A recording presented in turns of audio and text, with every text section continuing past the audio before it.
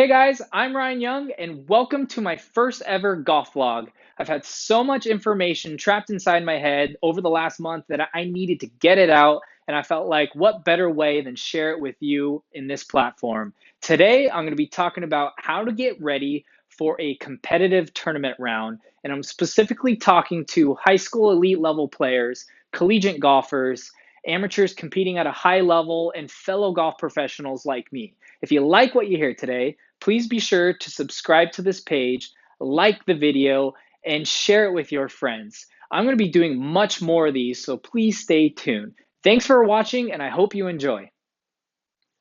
Okay, so the first half of this video is going to be specifically how to prepare for a tournament the days leading up to it. And then the second half of the video is going to be how to prepare the day or the morning of the actual day. So let's get started. There's a lot of information to cover in this video, so if you want to skip forward to a specific topic, check the details below. I've time-stamped where you could fast forward to. Step one, make sure you have the proper equipment. The first part, obviously, is your own golf clubs. Make sure you have your golf clubs ready to go. Means get them ready, cleaned, and keep them together. This one time, I was putting in my bedroom the night before a tournament, got to the course the next morning, forgot the putter in my bedroom.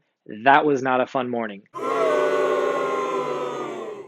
You may need to make sure the equipment you have is fitted for the golf course that you're playing. Sometimes a driving iron is nice to have at one course, but another course, it might be an advantage to have a 5-wood instead of a driving iron. Different wedges, perhaps.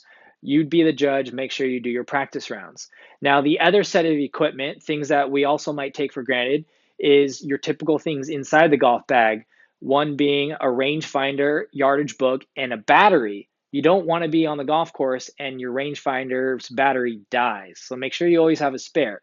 You also want to make sure you have the right protective equipment, sunglasses, hats, chapstick for your lips, sunscreen, all a must at sunny golf courses. If you're playing up in the Pacific Northwest, we're all too familiar with the rain. So you want to make sure you have the right rain equipment, including an umbrella, rain pants, a raincoat. Sometimes you get a pull cart if it's a walking only golf course, or it's just nicer to have a pull cart and have the umbrella holder on it. It's a little bit more convenient.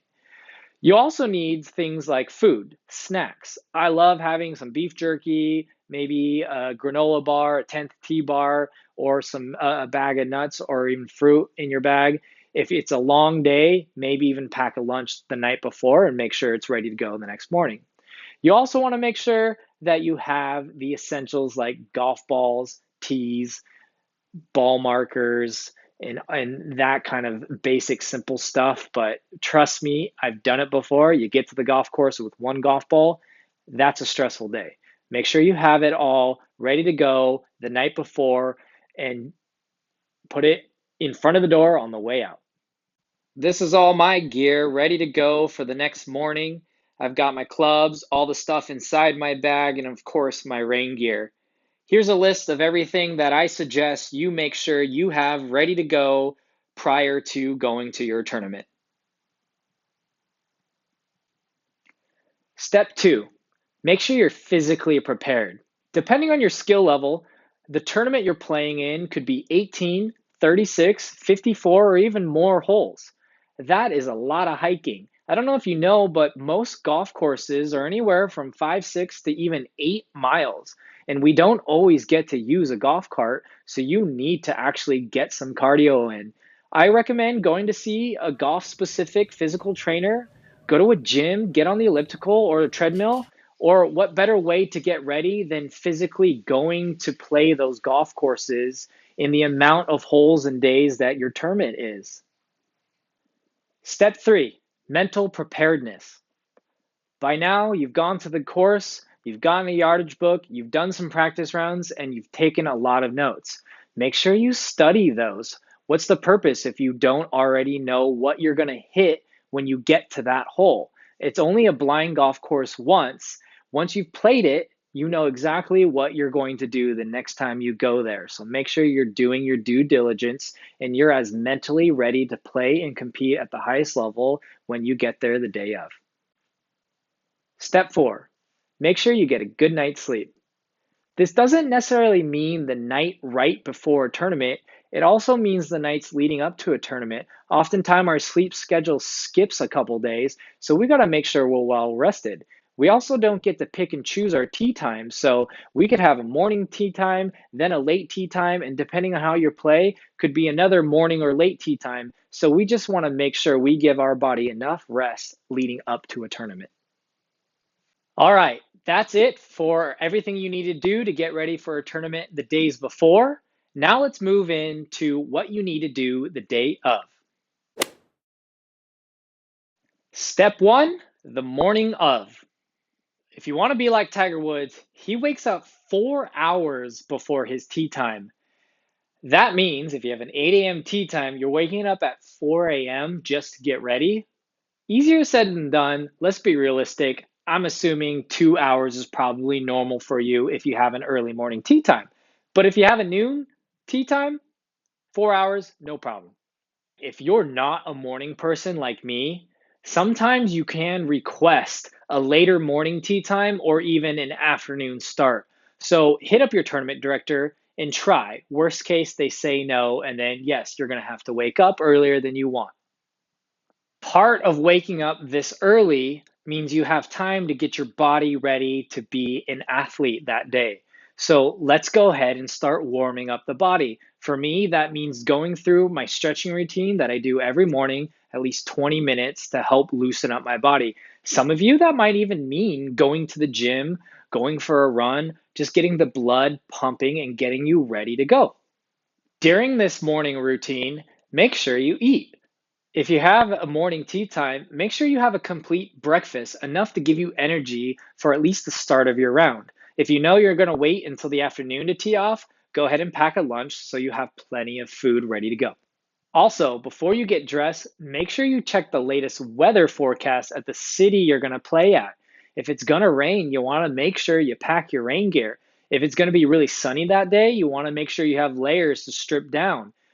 Last thing you want to do is go to the golf course not ready to go and make that as an excuse you didn't play well. Early on in this routine, the morning of, make sure you check the latest traffic report. You've already allocated enough time to get to the golf course, but who knows, maybe there's an accident, maybe there's a road closure. You don't want that to affect your routine when you get to the course. All right, we finally got to the golf course and we're ready to warm up. I'm sure most of you thought this video was just going to be about a warm-up routine right before you play, but now you know there's so much more involved to get to this moment. Step 2, the day of warm-up routine. Here's the breakdown of the routine. It's going to take you anywhere from 45 minutes to 90 minutes. Because I understand not all of us are the same golfers. It's going to be a faster pace or a slower pace. And also, not all practice facilities are created equally. Some are lined out right next to the first tee, and some require a lot more walking back and forth. Take a look at the items. Feel free to change the order around if you'd like, but I'm sure that these are the best, most efficient things you need to warm up to get yourself ready for your tee time. First things first, head to the registration table, the check-in table, or wherever you need to go to make sure they know you have arrived at the facility. Some of them don't really care until the tee time, but just go check anyways. Then, once you've done that, let's go to the putting green. You want to just make sure that you have a general idea of how fast the greens are. I recommend throwing down 3 golf balls, spreading them out, and then practice hitting each of them and guessing on the speed.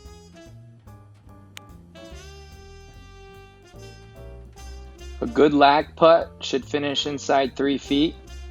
3 feet gives you the best statistical chance of making your next putt, so you don't have to grind over a knee knocker. Once you get through various distances, make sure you're satisfied with how far away you left them. You got a good idea of the speed. Now go to the range. Don't forget to socialize with your colleagues, the other competitors. often overlooked, but it helps you prepare mentally. Then just get loose. Work your way, short swings, loosen up, stretch it out, then get all the way into a full swing. Once you get into a full swing, then you could work your way up the bag. I like to go up to about an 8 or 7 iron and really just aim at whatever flags are out there for you to imagine greens. Don't forget to go through your pre-shot routines. Treat them just like you would on the golf course. Again, we're just warming up. We're not learning how to swing here. You should have already done this before you got here. Work your way up to your driver. Imagine fairways out there. Just like you would on the course, you're just trying to hit the fairway. You're not necessarily trying to make your drive. And then work on specialty shots. If you know the course you're playing has a lot of left to right holes or promotes cut shots, then hit some cut shots. Once you do those, finish off with some wedges, pinpoint accuracy, distance control, work towards whatever targets are out there. Imagine hitting those greens, sticking those flag locations, and then finish off with whatever you're going to tee off with on the first tee. Most often, it's going to be your driver.